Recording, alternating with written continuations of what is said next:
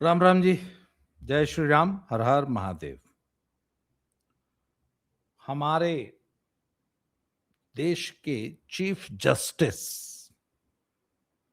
सूर्यकांत, मुख्य न्यायाधीश सूर्यकांत जी की एक बेंच ने, मतलब जिसमें उनके अलावा दो और जजेस भी शामिल थे, उन्होंने एक आदेश पारित किया है और एनसीईआरटी को, एनसीईआरटी के डायरेक्टर को, केंद्र सरकार के शिक्षा मंत्रालय को और देश के सभी स्कूलों के प्रिंसिपल्स को ये निर्देश दिया गया है कि 8वीं क्लास की एनसीईआरटी की बुक को विड्रॉ करके मुझे 2 हफ्ते के अंदर ये रिपोर्ट दो कि पूरे देश में एक भी एनसीईआरटी की बुक 8वीं क्लास की सोशल स्टडीज की अब सर्कुलेशन में नहीं है।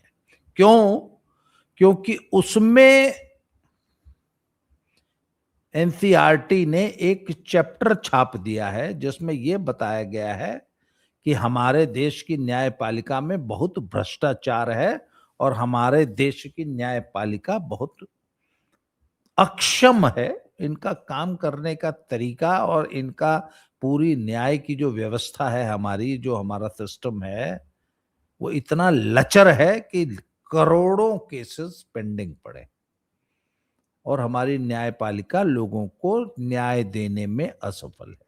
बच्चों के 8वीं क्लास के चैप्टर में ये लिखा गया था।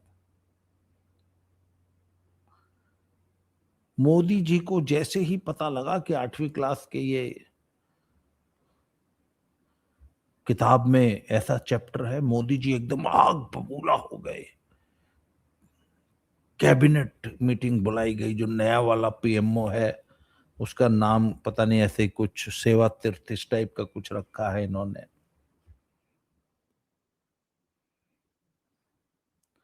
सेवा तीर्थ में या जो भी नाम है, ऐसे ही कुछ नाम है। उसमें पहली कैबिनेट मीटिंग ली और उस कैबिनेट मीटिंग का पहला एजेंडा था कि कौन लिखा रे, कौन लिखा, कौन लिख ले, अरे कहीं लिख ले। सुप्रीम कोर्ट के एक भ्रष्ट जज ने कहा, नरेंद्र नरेंद्र हो गए सरेंडर। आई एम सॉरी, दर्शक लोग मुझे माफ करेंगे कि आप तो कांग्रेसियों की भाषा बोल रहे हैं और क्या करूं, मजबूरी में बोलनी पड़ रही है।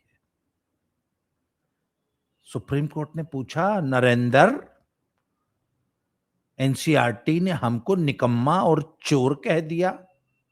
हुजूर गलती हो गई।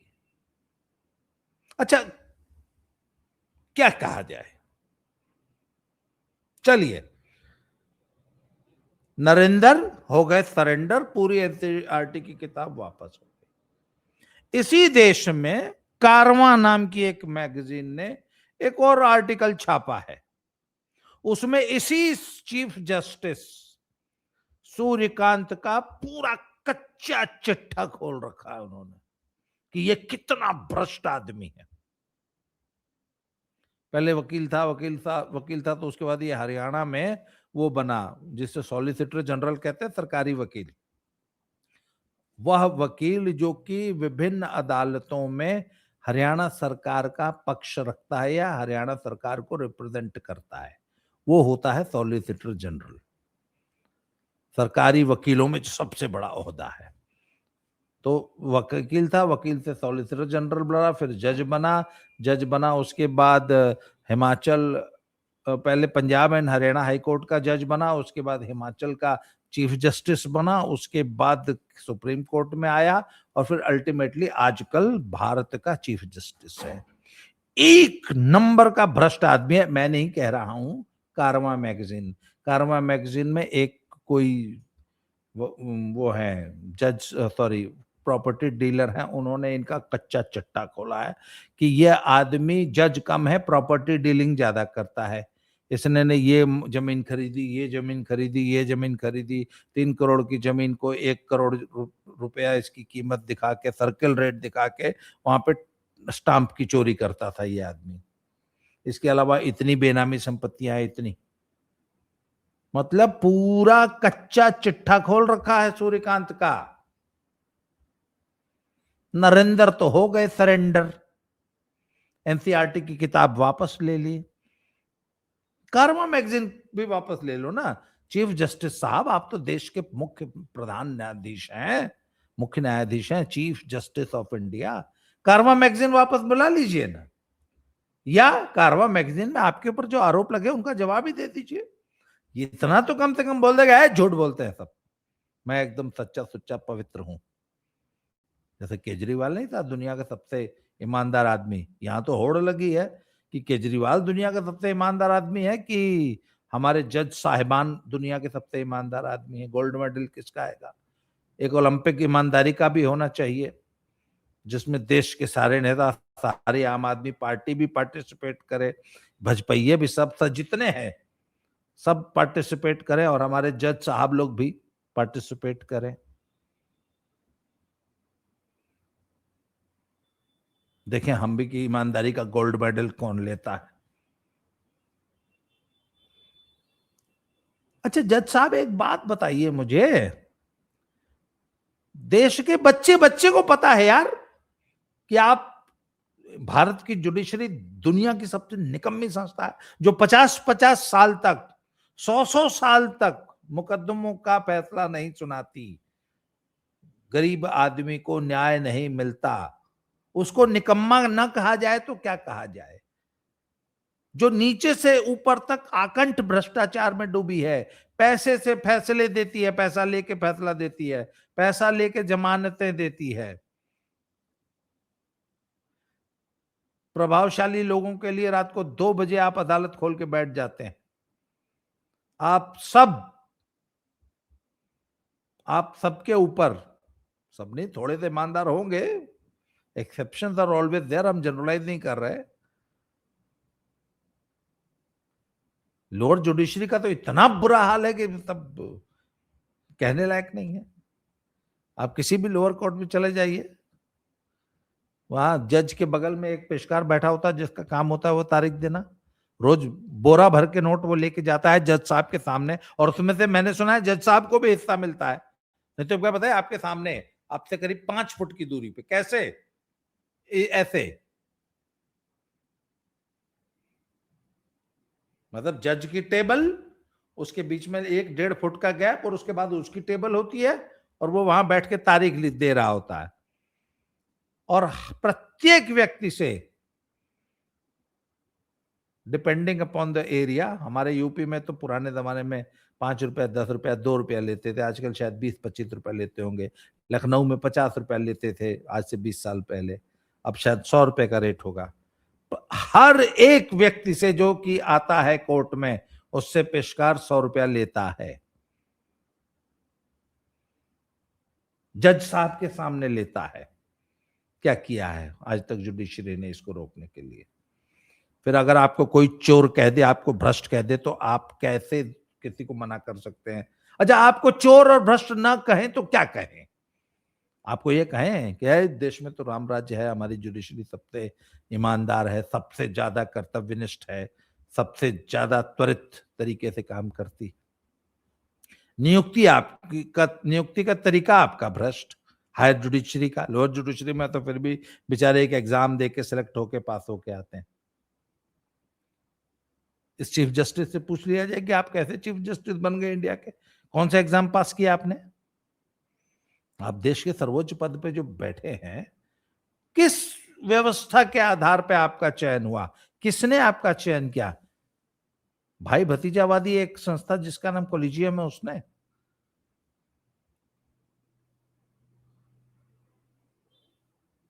अगर आपके पास पैसे हैं तो दुनिया के किसी भी, भारत के किसी भी जज को, किसी भी अदालत को, कुछ एक एक्सेप्शंस होंगे ईमानदार, ज्यादातर को खरीदा जा सकता है, खरीदते हैं लोग।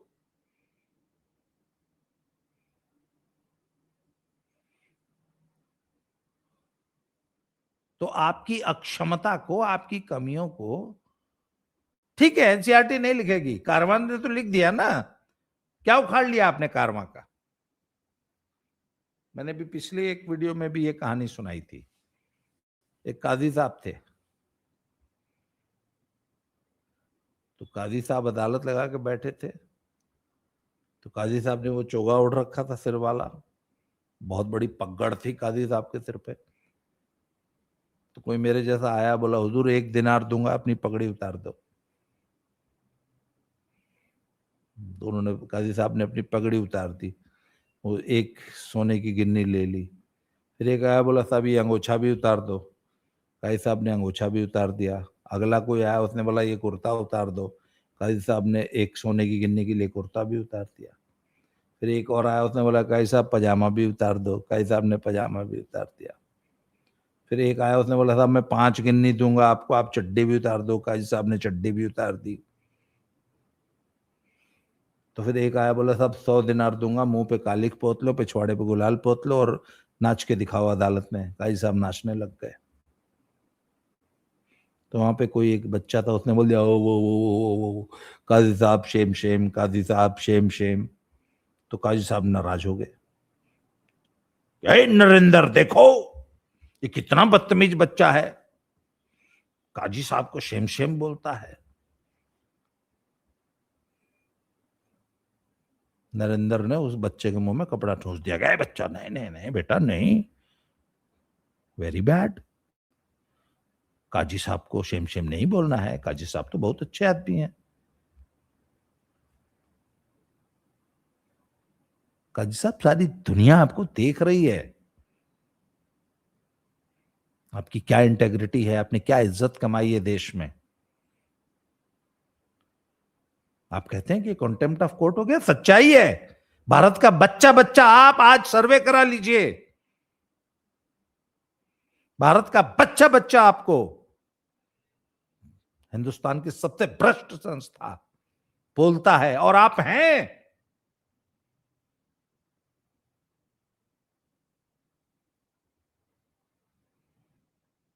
न्यायपालिका की भ्रष्टाचार की कहानियां घर घर हैं। सारा भारत आपकी अक्षमता के कारण त्रस्त है, लोगों को न्याय नहीं मिलता। आप जिस काम के लिए आपको नियुक्त किया गया है, आप वह काम सही से नहीं करते हैं। और नरेंद्र तो खैर आपके सामने सरेंडर है ही है, उनका क्या कहा जाए। इस देश में जुडिशियल रिफॉर्म्स की बहुत सख्त जरूरत है काजी साहब, और ये रिफॉर्म तो आपको ही करने होंगे सुप्रीम कोर्ट साहब, ये रिफॉर्म्स आपको करने होंगे। भारत के लोग न्याय के लिए तरस रहे हैं। Justice delayed is justice denied. आप भारत के 140 करोड़ लोगों को न्याय देने में पूरी तरह फेल है, अक्षम। इसलिए अपने अंदर सुधार कीजिए, दूसरों पे दोष मत दीजिए। अगर एक बच्चा आपको शेम शेम बोल रहा है तो अपना दामन ढकिए, काम कीजिए। कॉन्टेम्प्ट ऑफ कोर्ट की धमकी देके आप लोगों का मुंह चुप नहीं करा पाएंगे। मेरे जैसा कोई आपको शेम शेम बोल देगा, मैंने बोल दिया काजी साहब shame shame, mister Suryakant ji chief justice of India shame shame, you are the head of the most corrupt institution in this country. आप भारत देश की सर्वाधिक भ्रष्ट संस्था के हेड हैं। लीजिए मैंने आपको बोल दिया। आज के लिए इतना ही, बहुत बहुत धन्यवाद, थैंक यू वेरी मच। जय श्री राम, हर हर महादेव।